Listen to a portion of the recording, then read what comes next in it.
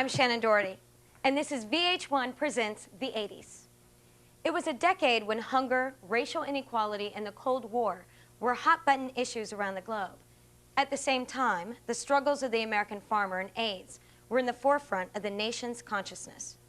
Of course, music doesn't exist in a bubble, and in this hour, we will look at how the music of the 80s both reflected and influenced our everyday lives. The 1980s were a decade of contradictions for rock and roll and the audience that grew up with it. Flower children who had once practiced free love and let it all hang out began to preach family values and wear power suits. And the music that had challenged authority in the 1960s and 70s was fast becoming part of the establishment. Corporate America co-opted anthems of the anti-war and civil rights movements and used them to sell products to aging baby boomers. But the 80s also brought back music's political authority, and rock and roll regained its voice as a vehicle for social change. A mid-decade movement of benefit songs and concerts raised money and awareness for those suffering around the world. Up to that point, it was very uncool to mix up music and politics of concern. During the decade, the rich got richer and the poor got poorer. AIDS put the brakes on the sexual revolution, and the Cold War put everyone's future in question. And rock and roll reflected it all. Our life together. In the first year of the new decade, John Lennon, the artist who represented the idealism and activism of the 1960s, returned to the spotlight after a 5-year absence.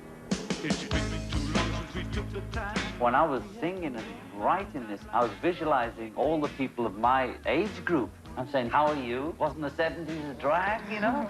Here we are, well, let's try and make the 80s good, you know? While there's life, there's hope. This is WNEW-FM in New York. I have the extremely sad task of informing you that John Lennon died tonight. And I am at a loss for words. I think for the first time in my career on the radio, I don't have anything to say. I walked out on the street, and I don't know, people were moaning and crying, and it was, what's going on? And there was this announcement that John Lennon had just been shot. I was sort of in shock. I just remember just crying. I don't think anybody ever gets over the John Lennon murder, because he was the spokesman for the entire rock and roll generation.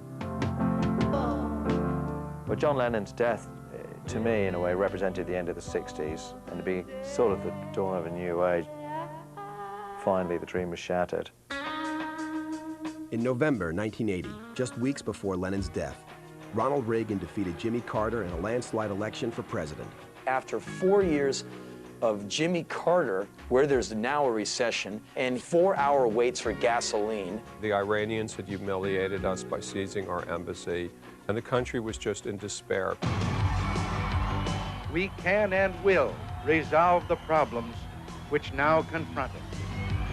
We're just all desperate to put our faith into somebody. And he read his lines well. What can I say? And after all, why shouldn't we believe that? We are Americans. People wanted an authoritative father figure who would come in and sort of pat them on the head and say everything was all right.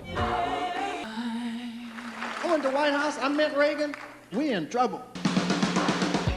Hated Ronald Reagan. I felt he was an embarrassment to the country. I didn't fear Ronald Reagan. It's just that I thought it was a joke. The idea that a B-movie actor could be elected president of the United States, I didn't see that as a good thing. But for others demoralized by Vietnam, Watergate, and the hostage crisis, Reagan restored America's sense of pride and optimism. Ronald Reagan was my hero. He unquestionably was for we the people. Reagan cut taxes and social spending, and after a 2-year recession, the economy began to boom, especially for the rich. One of the great things about this nation is that we can seek profit, and I'm proud of that. If you can gain profit, that's even better. Ostentatious display of wealth was a big part of the 80s. You had to show people how much money you had. People felt if they had more money that they would somehow be the answer to all their problems. If you and enough people will send me $100 immediately, I need some very quick money. It became a very materialistic age. Well, just because I'm a Christian doesn't mean I don't like nice things either. That somehow it's okay to be greedy. Greed for lack of a better word, is good. While the children of the 60s had chanted, tune in, turn on, and drop out, by the mid-80s, they changed their tune and decided success and wealth weren't so bad after all. Who would have thought we'd both make so much bread? Two revolutionaries. Good thing it's not important to us. Like, who needs money, man?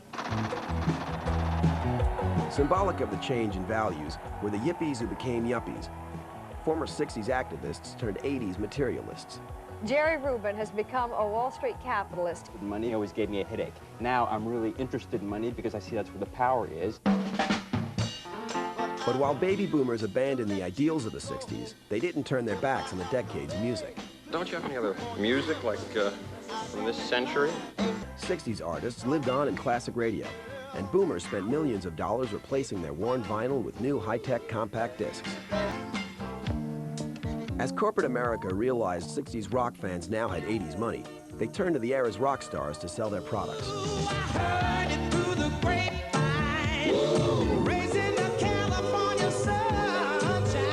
And artists of the 60s profited in ways that no one could have imagined 20 years earlier. I mean, if you think about like using a Rolling Stones song in 1970 to sell a product, it's insane. The Rolling Stones were the first to embrace corporate sponsorship. In 1981, their Tattoo You tour was sponsored by Jovan Perfume. By the time you're into the 80s, the boomers who grew up with that music are now the adults, and they're not freaked out by the Stones. In fact, there's something that's sort of comforting, and that becomes something you can sell products with.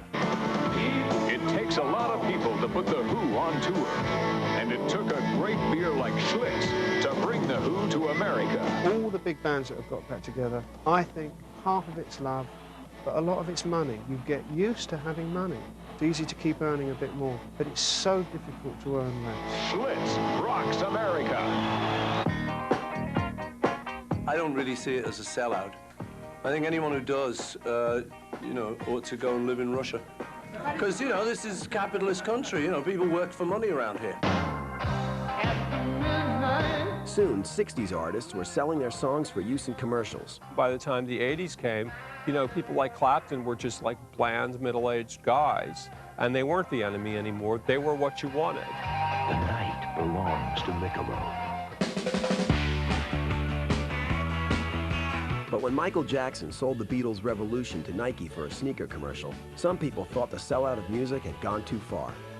To take that song that you have asked an audience to make a part of their life personally and use it to sell sneakers, I think is a betrayal of that trust. Younger artists cashed in too and signed big endorsement deals. But for artists who came of age in the 80s, music was already big business, and they expected to get rich from rock and roll. Won't you give me a break? Somebody give me a break. One of my reasons for wanting to do the Diet Coke thing was that I need loads of money. But as a new generation of rock stars enjoyed unprecedented wealth and success, the excess of the 80s would soon take its toll. Coming up,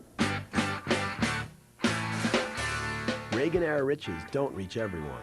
We lost the house because we couldn't afford to stay there.